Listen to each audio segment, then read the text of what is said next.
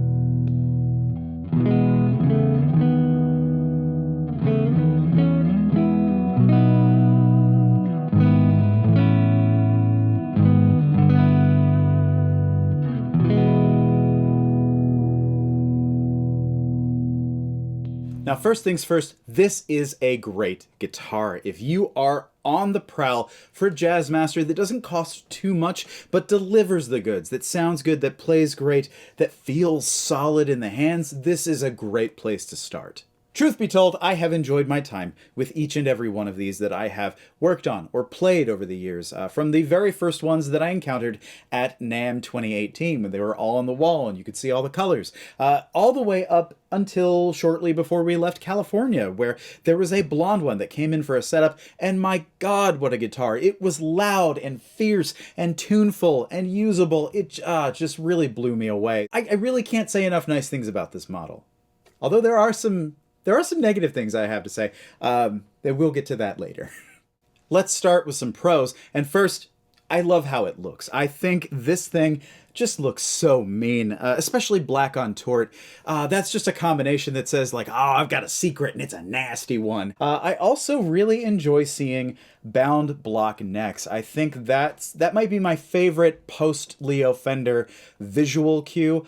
Although binding does change the shape of the neck. It does absolutely. This is a rather thin and manageable C. I really like the neck overall, but when you put binding on, it does give it sort of a U profile. I even really like the neck, and that's saying a lot from new Fender production for me. It's small, it's slim taper, feels really good in my hands, and you know me, I love small necks.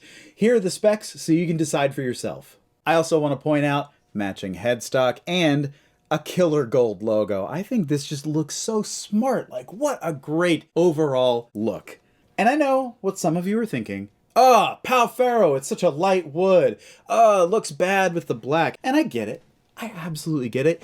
Your feelings are valid. Your concerns are noted. But it should be noted that Fender has been using Pal Ferro for a long time on many of its models, most notably the Stevie Ray Vaughan Strat had Pal Ferro. Some of them had Brazilian rosewood. Those are the more desirable models. But Pal Ferro is not a new thing for Fender. And yeah, it's kind of light and a little too syrupy when it comes straight from the factory, dried out and unconditioned. I actually used a little bit of Music Nomad F1 oil. The stuff smells just like Fruit Loops. It's great. But after I did that, it darkened up nicely. And you know what? At the end of the day, I get it. Do I prefer a dark piece of rosewood? Sure. But am I going to refuse to not play this because the fretboard is too light? No. I get it's a visual nuisance, that it can bother some people, but you know what? It feels really good, the guitar sounds good, and at the end of the day, I just want to play it. So if you can get past the visual element of Pal Ferro, I would say please don't let this one feature spoil your good time with a great guitar, because it really is a great guitar.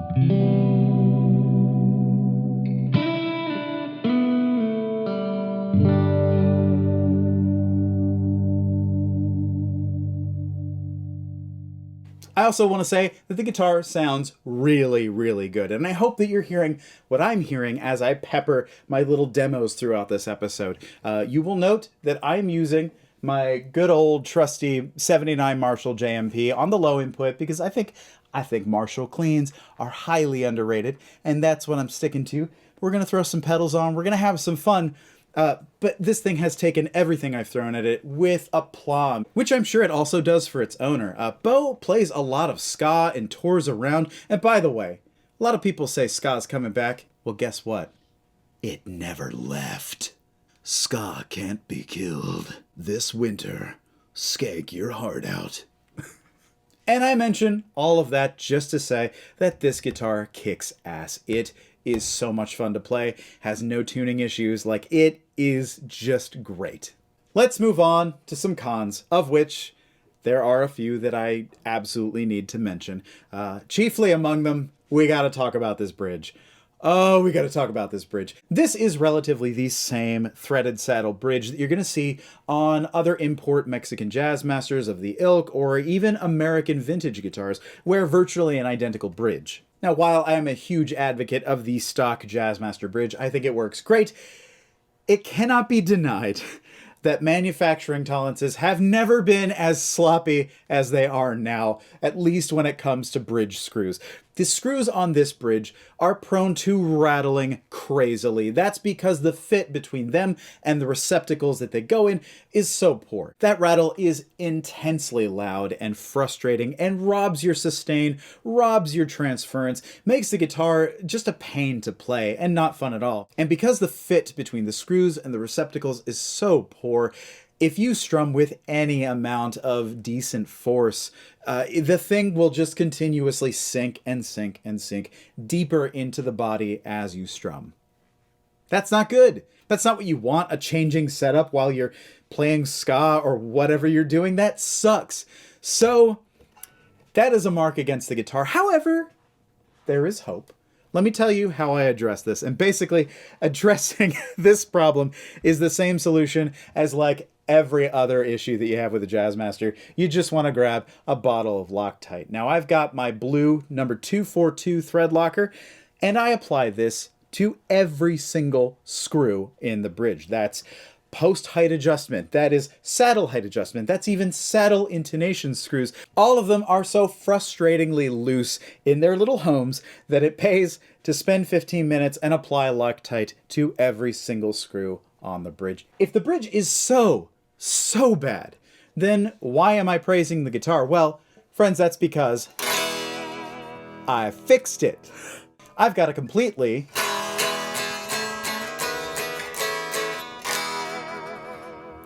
rattle-free experience, and this is really the only way to live with the reissue bridges. That's it. The old bridges, like what came on Pancake when I first bought it, those were better. They had a lot better fit, but they also have the advantage of being corroded and rusted from years of being played with sweat, which maybe will eventually happen with this, but I can't wait for time to do its damn job. I need my guitar playable now! Coffee! Now let's talk about the vibrato. Let's add this to the list of cons, things that are not so great, because this vibrato is an import vibrato and thus is just a little bit cheaper and more cheaply made than the AVRI, which, as far as stock Fender components go, that's the top range. That is the tip of the mountain. That's the American vibrato that I recommend everybody upgrade to. If you've got a Squire and you don't like the vibrato, you've got one of these, you don't like the vibrato. Like, it really does pay just to spend a little bit more money and get something that is made a little bit better to a little bit tighter spec, and honestly, I just think it works better. This vibrato is workable, but it's also prone to some of the worst noise issues I have ever heard in a stock vibrato. This vibrato is so rife with rattles and clangs and clanks, all manner of mechanical noise, that it can be an extremely frustrating part to work with. Now, when I first sat down with this guitar, it became immediately apparent that the greatest source of errant mechanical noise with this vibrato was the arm itself. Now, to give you an idea of how the arm and collet actually work, I'm going to demonstrate using the arm from my 63 Jaguar and an AVRI collet I happen to have around. And basically, all that's to it is inserting the arm in the collet until it locks in, and you will feel a pop, because on the 63 arm and most AVRI arms there is a little notch letting you know when you've hit bottom. Now, most import arms, including, yes, the 60th anniversary Jazzmaster arm, do not have this notch, and this makes it a lot more difficult to keep them installed in your unit. If you've ever had one of these that just kind of fall out of the collet, this is the main reason why. There's no notch. Now, with the vintage arm and US collet, you can tell there's a pretty tight fit. In fact, it's really hard for me to even spin it around. I don't think I'm physically capable of just doing that with my hand, and that is a good thing. If this were installed in a vibrato and I tried to swing the arm, well, it would have some resistance and it would stay in place, which is actually great for me personally, because what I want is for my arm to be at the ready and easy to grab. I don't want to have to go searching for it. Now, credit where credit's due, the fit of the Mexican collet at the teeth is really good, so when you insert the arm, it does generally stay in place and it doesn't fall out. This is an excellent move, but the fit of the rest of the collet, the part from here to here, is rather loose. So even though it's tight right here, when you actuate the arm, it rattles back and forth because the top of the collet isn't holding it firmly. So if you've got one of these guitars or another model that features the lockless vibrato and you're having an incredible amount of rattle coming from the arm when you wiggle the vibrato,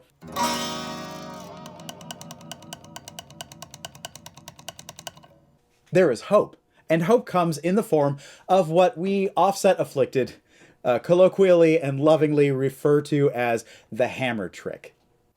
What you want to do is you want to remove the vibrato arm and insert it in a vise with about 1 inch of the inserted end sticking out. That's the end that goes into the vibrato. Once it's secure, all that's left is to get a hammer of your choice and give it a good whack with moderate force. You don't want to wail on it, and you don't want to be so light that nothing changes, but you want to give it a good tap. That good tap will place a nearly imperceptible bend in that part of the vibrato arm, which, when reinstalled, will cause it to rub up against the collet, thus making more positive contact, thus eliminating rattle. And if you don't believe me, Now, you might still get some mechanical knocking from the weak spring in here. That just can't be avoided unless you decide to upgrade. But as far as the arm is concerned,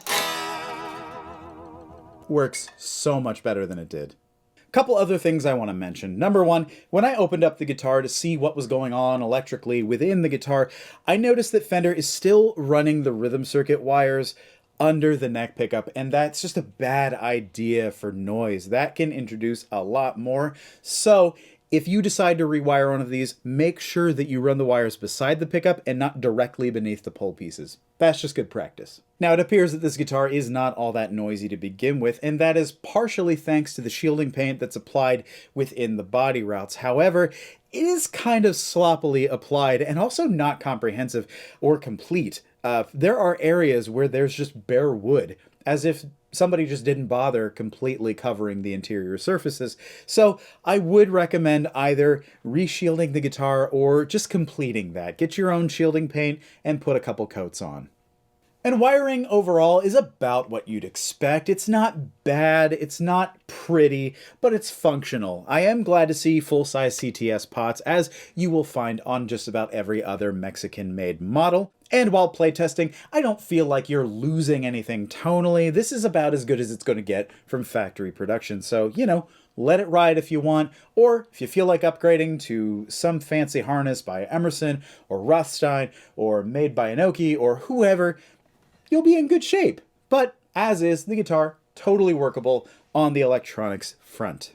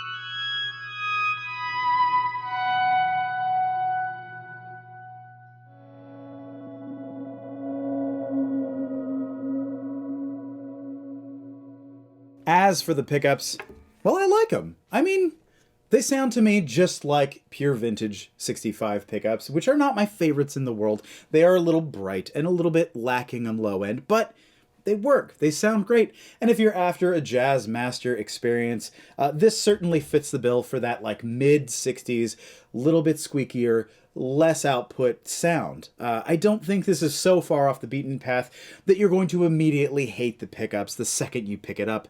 I don't think you're going to feel the need to immediately swap them out the moment that you take it out of its case for the first time.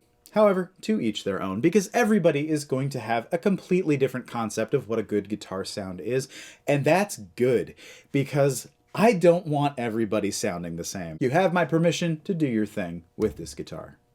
Now comes the fun part, rating. Overall, I really like this model. I really do. I really enjoy, even with the faults of the sloppy bridge manufacturing and the noisy vibrato, it's just a fun guitar to play. It really is. And at the end of the day, that's the most important metric. If you like a thing, then that's it. Then it's good. If you're having fun, you're being creative, and you're enjoying a guitar, then it is a good guitar. So, you know, for those of you out there who have these, well done. For me, I'm going to recommend this model. This may not be at the top of my list at my most favorite guitar ever, but it's certainly solid. It's certainly great. It looks great. It sounds great. It's killer. And with just a little bit of extra work that I understand, you should not have to work so hard to make your guitar as good as it can be from the factory, but it is a very good guitar and totally worth your time. And like I said, I have been having a blast with this thing. So if you are in the market for a fun and affordable Jazzmaster that gives you a little bit of room to grow and modify and make a few changes here and there, or if you just want a Jazzmaster to play around the house, this is a great one to get. Do absolutely get some Loctite and a hammer and a vise. That's my best advice. This gets my full recommendation. Please seek these out if you are looking for a good Jazzmaster and don't know where to start. Thank you so much for watching, for coming back to the channel again and again, for liking, for sharing, for commenting, for subscribing. It means the world to me, and it keeps me feeling good about myself. As for me, I am off to reinstall the mastery bridge that was on here. That's right, I asked for the original, just for you. And get this thing back in Bo's hands. But I gotta be honest, I don't want to let go.